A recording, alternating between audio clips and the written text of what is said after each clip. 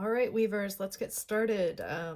First, we're going to look at the Hello Loom and understand that it is a frame loom. So, unlike a floor loom, which is how hand weaving happens, this is a loom that facilitates portable weaving and is based in tension in your warp threads and you hand weaving with a needle with your weft threads. So, the first thing I'm going to do for this laser cut loom is pop out this middle part. And just to be clear, it's a stand. So eventually when you're done with your weaving, you can take it off or you could display it very easily using this little stand, kickstand we like to call it. So that first part is punched out, and now I'm going to carefully use my fingertips to get out my comb and my needles. So again, just be a little gentle. This one had a little separation, but that's what happens when your needle is made out of wood. We just have to be patient and see if we can make this all work. So now I have all the parts. This is your stand, comb, needles. So the first thing I'm going to do is pick a color combination. So since we're doing color and pattern, and we also want to explore different options with color relationships and patterns, it's great to have two different colors to start with. So let's get started. I'm going to use this green as my warp. So the best way I have found to warp the Hello Loom is to use this front tab here, and I'm taking the end of the thread and I'm putting it through that tab. It's a little counterintuitive if you ever woven before. And I'm going to come up from behind and go over that. And this is called warping your loom. So here's what I'm going to do. I'm going to come down through the front, go around that tooth, and come back.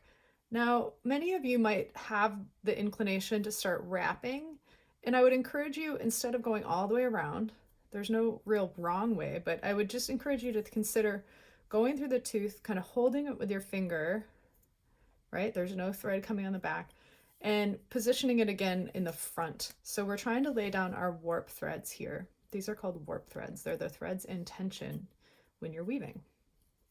I like to use my left hand to kind of hold it in the tooth as I move it back to the front with my right hand. I'm right-handed, so that's the easiest for me. So here we go. Just going to keep going. On this Hello Loom design, there are going to be 12 threads of your warp, and there's 12 spaces. Now there's lots of ways to do this. One way I like to do it is to come all the way around to the back, and I'll show you why, because sometimes I like having to add thread. And then I can go through this side notch. The side notch is designed to give you a little bit of tension. And now I'm just going to go ahead and clip that. So here you can see I have the 12 threads spread across the loom, just one thread coming down the back, that eventually, if I take it off the loom, or even if I don't, I might use that extra long warp thread to come back and use as a hanging apparatus. So now I get to go ahead and use the weft. In this case, I'm going to go ahead and use the pink as my weft thread. And I'm going to thread it. Now, this needle, this hole is going to seem quite small to you, but you can do a little trick where you can see there's a twist in this yarn, in probably all yarn, most yarn at least, and I'm going to tighten it by twisting that up just a little bit tighter and letting it kind of turn into a little squiggle. Maybe you see that there. Because I find it easier to put that through the tip of my needle, that little squiggly moment, than to try to get that frayed end through. So as long as I can get part of it, there you go. So that's my trick for threading a needle. And the deal is here is I'm not going to tie a knot. I never tie a knot. This isn't, I don't know when anyone does tie a knot, but I'm not going to tie a knot, but I am going to cut my thread a little shorter just to get started. So right now I'm going to have this, and I'm going to just start with pink, and then I'm going to add green to the mix because I have two needles. So to do the plain weave, which is the most basic, which is every other over under, I like to turn my needle to the side, every other, over under, as opposed to this way. It just works better for me. and I'm going to get started. Now, there's lots of different ways to get started. You're going to want to try to figure out the best way to tuck your end. I like to use my comb to push the weft, excuse me, all the way down. I'm going to also tuck my end piece. You can see I just went over and under the opposite threads and kind of tucked it in, and then I'm going to clip that little thread. Now it's kind of safe, not only that, but you can't really see it. So that's one way. It's not always the way. So the real trick with doing plain weave is, here I am at the end. Well, I see that this end warp, my weft from that last row, is going over it. So now as I go back on my second pick or row of weft, I'm going to go over and under the opposite threads.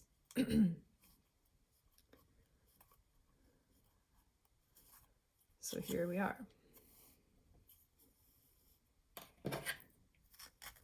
And then I don't pull too tight.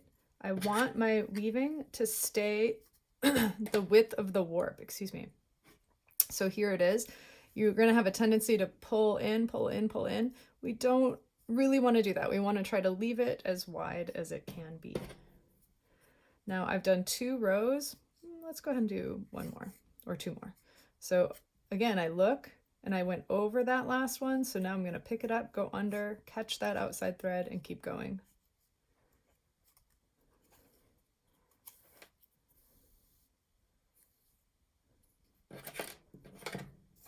I like to use the comb to compress it right into space there.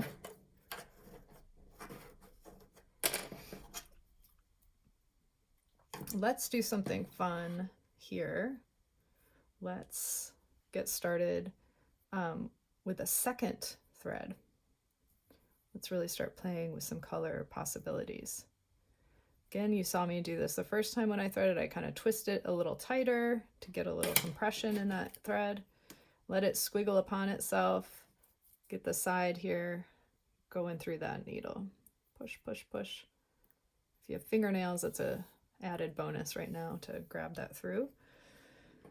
And now I can play a little bit with plain weave and color and pattern. So here I'm going to start with my second needle, and I have to pay attention. I went under there, so now I'm going to go over that top thread, and I'm going to start using a second color. So I like to think, or I know that there's so much available with just plain weave before we get plain. It's called plain weave, over, under, or tabby. Those are the 2 ways we talk about this weave structure. You see it a lot in canvas, lots of materials that you are very familiar with. So again, see this end, I don't like this coming out the end. These are your selvages, the sides. And so I find it to be the best just to kind of go back under, over, under a few threads, comb that down, tuck it in, clip it off so it's not going to go flying away, and eventually your next thread will just cover it. So now I have 3 pink, 1 green. I'm going to start going back and forth, pink, green, just see what happens. Since we're experimenting with color, pattern, let's check it out. So now, again, I have to pay attention. My green was over or under this last thread, and now I want to go over it. Sometimes you get a little furry bits in your yarn that sticks to your needle, so just wiggle it through. Let's see. So that green is staying out over here, looking good. I'm going to compress that down in there, and I'm liking that so far. Green, pink, green, pink. So let's see. I went over with the pink, so now I'm going to go under with the green. So now I'm going to do just every other.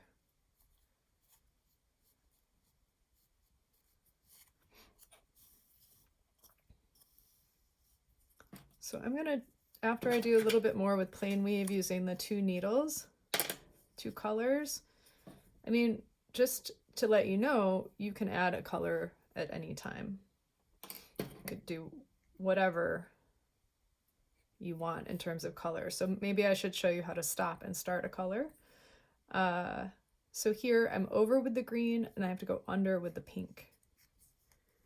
So I like to pay attention to my selvage because it tells me what to do with my next thread. So now I'm just doing some sequencing trials where I'm doing pink, green, pink, green. You can always go pink, pink, green, green, pink, pink, green, green. So a lot of cool patterns and color relationships are discovered just this way, by playing with sequence and pattern. Before I change colors, or maybe I should change colors now. No, before I change colors, I'm going to try to do something called a basket weave. So with the basket weave, instead of a plain weave where you go over and under every one, I'm going to go under 2, over 2, under 2, over 2. Oops, I went under 3, under 2, over 2, under 2, over 2. So now I can, before I pull that through, I can look 2, 2, 2, 2, 2, 2. So I did it right that time. And I'm going to pull that green thread through. And this is called a basket weave, as opposed to a plain weave or a tabby. Now, I'm going to do my second pick of that, or second weft of that. But if I go back in the same opening, just to review that structure, it's something we did in plain weave, or in the handout here at the very bottom, if you don't remember. I did 2 at 1 and 2, 2 at 3 and 4, and I kind of ran out of room, but this is the draft for basket weave.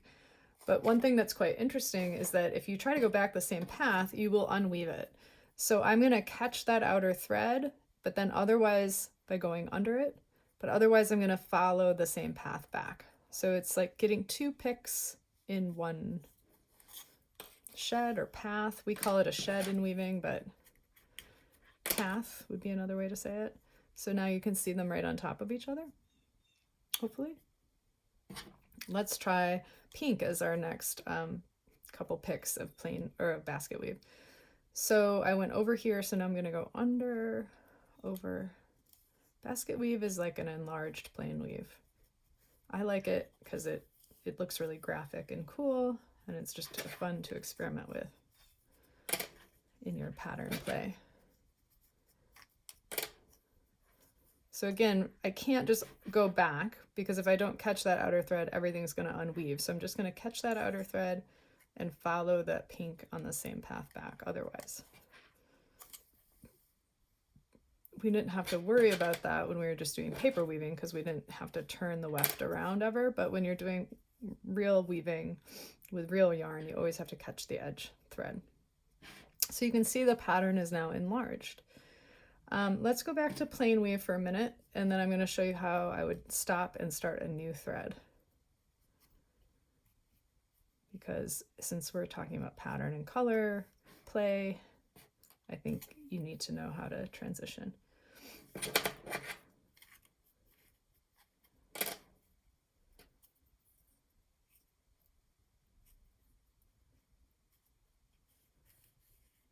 So I'm going to do 2 picks of green.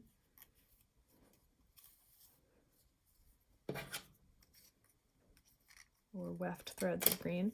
And remember how when I got started, I just kind of tucked it in. So then since this is already on the needle, I'm just going to go in a few threads. And actually I'm going to pull it to the back. This is a nice trick. Oops. Comb it down. And I'm just going to trim that guy. Trim that weft. So now I've stopped the green, which means I could incorporate any other color at this point if I wanted to. So, I don't know, I can choose. There's so much to do with just 2 colors, so I encourage you to experiment, but perhaps I'll choose another color to invite to the weaving party. I've shown you how to warp the loom with just 1 color thread, but I also could tell you about how you could warp a loom with 2 colors of threads. And that's also very easy. There's many, many variations, many options. You could do half orange, half blue, any sort of variations you want. So I'll show you how to thread some of that in a minute, but why don't we incorporate 1 new color of thread and think about some pattern experimentation that you might be interested in trying. because I've shown you some prescribed patterns, plain weave and basket weave so far, but many people might think, well, what happens if I just more randomly go over under? Well, that's for you to try. So here again, I'm threading this new color, kind of getting that twisted tip there so I can thread it through the needle, pushing it through, pulling it with that little end.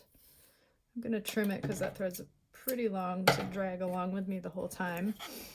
And since my last thread ended sort of in the middle, what if I just pick up where I left off with that one? Because when you transition to a new thread color, sometimes it works well just to tuck it in the middle. I know it seems like it's going to be obvious, and it kind of is right now, but as we keep weaving, it won't be so obvious. And now I'm going to keep going plain weave.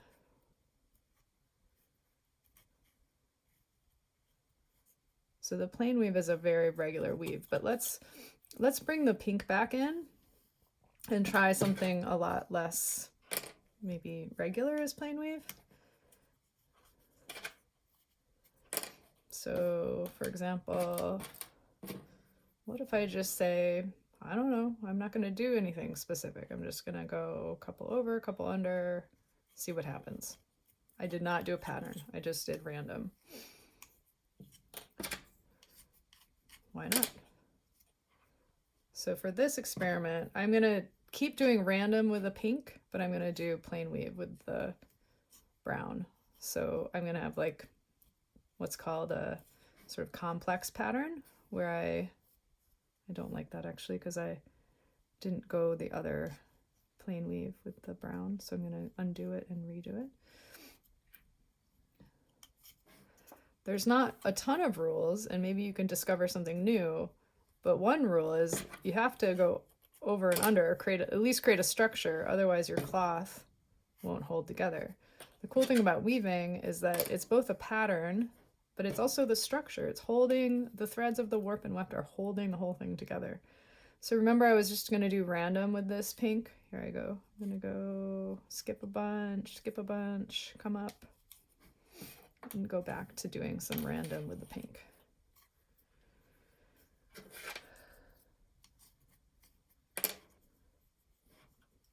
I don't know. Who knows if it's going to turn out looking cool? I don't know, but I think it's kind of fun.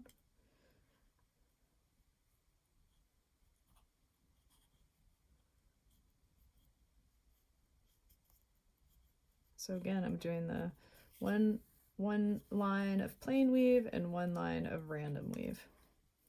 And then I'm going to show you something else that I think you'll be kind of excited about.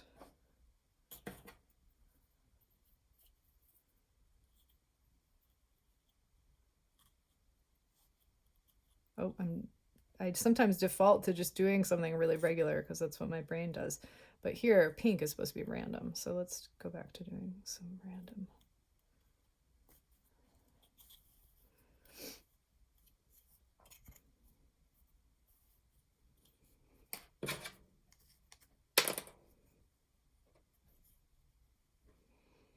So random with the pink, plain weave with the brown. All right, after this next pick, I'm going to show you some really fun other ways to think about color and pattern, or color interactions that are maybe more tapestry based.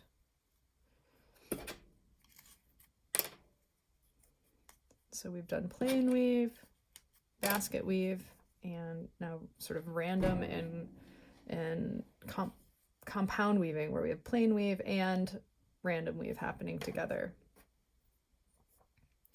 Now I'm going to transition to weaving these both to the middle, because you could also say, oh, I want this part to be pink and this part to be brown. Well, let's do that. Let's see what happens. So I'm going to come up to this part in the middle with my pink.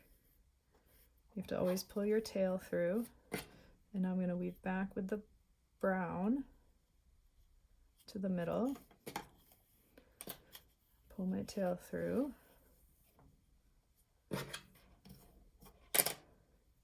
And then what's quite interesting at this point is I can weave these separately. So I could go back with my pink or go back with my brown. If I do not intersect them before I go back, I'm going to create a slit or an opening there. Now, right now I have it exactly in the middle, but you could do that over here or over here. It could not only look cool, but in a functional cloth or textile, it could be a buttonhole or something, or a neck hole of a larger garment if you don't connect those two moments. So let's try to do that. Let's create like a sort of slit in our weaving.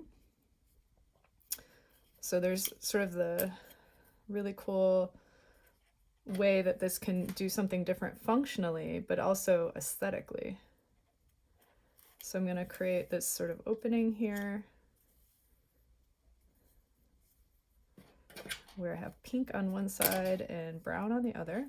I'm going to go back, and I'm just doing plain weave because it's the most simple for my brain to remember on some level, but also it has a lot of structural integrity. And then I go back with the brown. So it looks cool and it does something really different. If you ever get a little knot in your weaving yarn, just untangle it. Again, the thread on the needles is called the weft, and I remember it by thinking with the weft you go left to right. So that's my mnemonic for remembering that. So I'm going to leave it open a bit more so we can see it, and then I'm going to intersect it or maybe even exchange it. So these are just some pattern and color variations. There are so many more weave structures that and weave patterns that we could get into, but I think for this scale of weaving, it's fun to just dive in and see what you can come up with.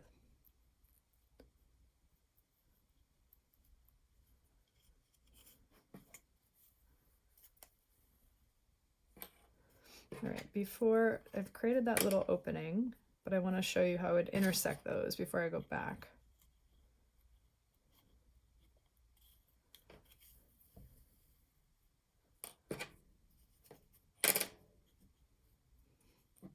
So now, instead of letting those each go back separately, I just want to make sure they're intersected, just like that. And then I'm going to send it back. So the brown still gets to go back, but it's been intersected with the pink. So I'm going to close that slit that was there. So it's just going to be a little tiny opening. You can make yours bigger. I just wanted you to see how you might close it. So see that? Now they're closed. So a lot of woven tapestry work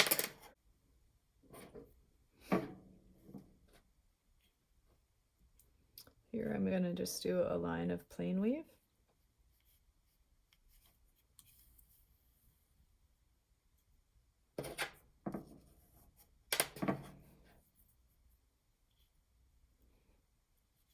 To kind of reestablish a structure, and then I'm going to show you one other way to sort of draw with threads. It's a tapestry technique. And then I'm going to end by showing you how you could achieve a twill before I let you just go ahead and start playing. So here I'm doing a pick of plain weave, and I'm going to grab the brown. So the pink is coming through, going under the brown, sort of picking it up, and then back through the same open shed or opening. It's not super open, but I'm just going to go back where I came from, and I'm going to pull that brown with me. Now, as you can see, I have 2 pinks and 2 browns in that one opening, and that's kind of cool. But you can position that intersection anywhere. So let's say, like here I had it directly in the middle, but let's say I now want to create a diagonal. It'd be pretty easy for me to achieve that. So let's do at least one more of these before we get into maybe doing a twill weave. So I'm kind of running out of pink soon, but that's okay. But picking up that brown again and going back through that same open plain weave pick that the pink came through the first time. see how this works. Let's see how it goes. So the brown is coming along with me. I want to bring it right here, not exactly above it, but to create a little movement. So that's kind of a cool way to think about drawing if I want a diagonal or some other movement. And it kind of goes fast because you have two wefts per opening. So it's a cool little trick. I'm going to end the pink. You remember how I do that, where I'm going to kind of go down here, tuck it in and trim it. And then I'll keep going with a twill. Now, the hardest part of doing a twill by hand is that you have to shift the skip, or the, like, which two you're going over and under, and always catch it on the selvage. So it can look really cool, but I will sort of warn you that it's a little bit complicated in just how you shift it.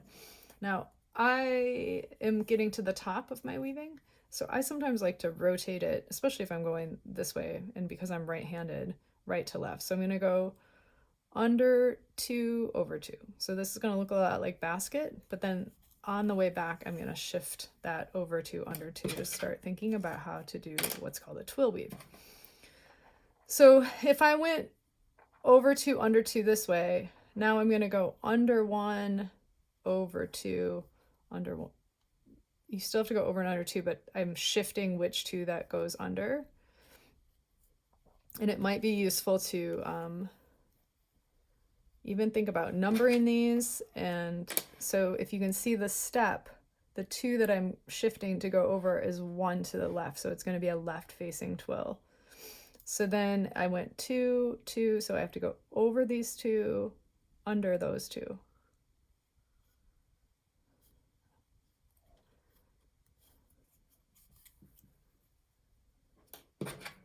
So with a twill, do you see how I'm starting to get the diagonal going this way? So let's see, I'm under these 2. So I'm going to go over 1, under 2, over 2. So the one at the edge is the one that can throw you off. But if you catch that outer one and then just get back onto the pattern, it's not that hard because it's always over 2, under 2. For this double, this is a 2-2 twill, it's called. But you can start seeing that I have this diagonal here. It looks pretty cool. So let's see, if it's over there, I need to go, so it's under 2. I'm going to go under 2, over 2.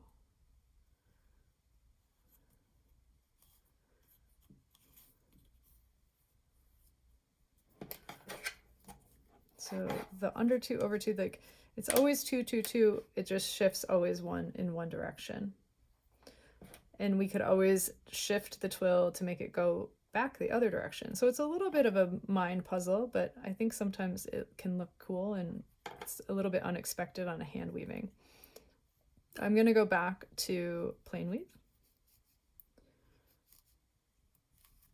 and encourage you to do some more experimentation with your own patterns or some of the patterns that you learned earlier, or just even color interaction. 2 brown, 1 pink, 2 brown, 1 pink, 2 brown, 1 green. Just try as much experimentation as you feel excited about, and hopefully you'll make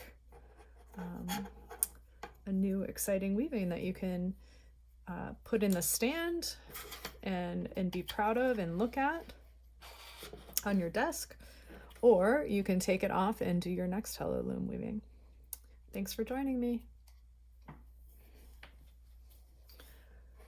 So with color and pattern experimentation, I just wanted to share with you a couple different ways to think about threading the warp on your loom. So I have 2 colors here. I am going to use a black and a white to sort of mimic this exact same relationship of every other. So I'm coming in with the black, and I'm going to go down through the first one, and I'm going to skip a dent. See that dent? And keep going.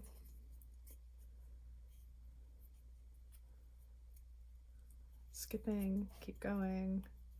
Skipping, keep going.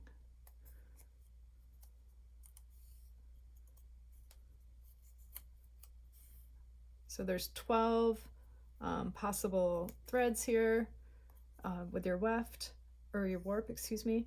And I have 6 of them are going to be black, and they're going to go every other. And here I've gotten to the top, and I'm going to trim that and tuck it in up here. Maybe trim it one more time. Let's start with the white on the other side. So I'm going to come under here.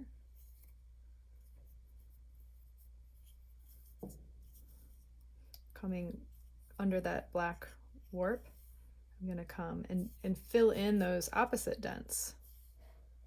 And you can just keep turning your loom any way it feels comfortable for you.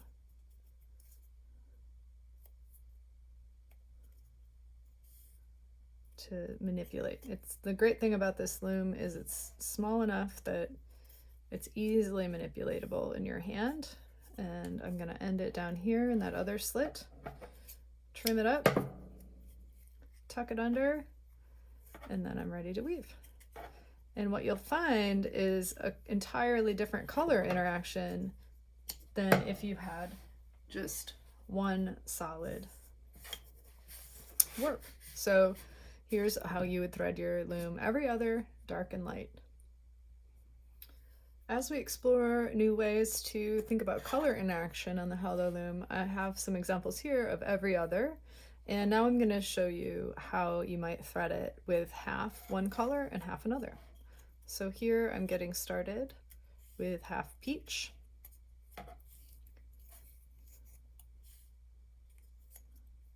And there's 12 little dents, and I'm going to go halfway to the 6th one.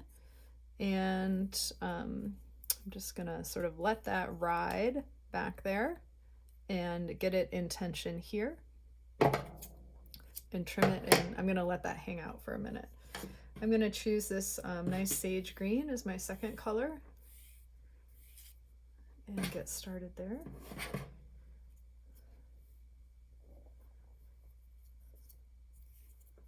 It's a little long. You can start wherever, but I think this is the best place to start, so I can start threading it from the opposite direction. I'm going to cover that peach and just let it lay out sort of behind this new warp color.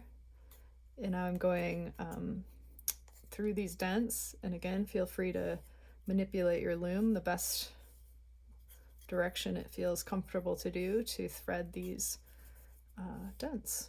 So here I am ending in the middle again, and I have this open spot here for tension. It's a little slit. I'm going to trim that up and get started putting that under there. Trim again, and that's a half and half warp. It's going to be fun to do some color experiments where we get to see how the different weft threads appear when they're woven into this 2-color warp situation.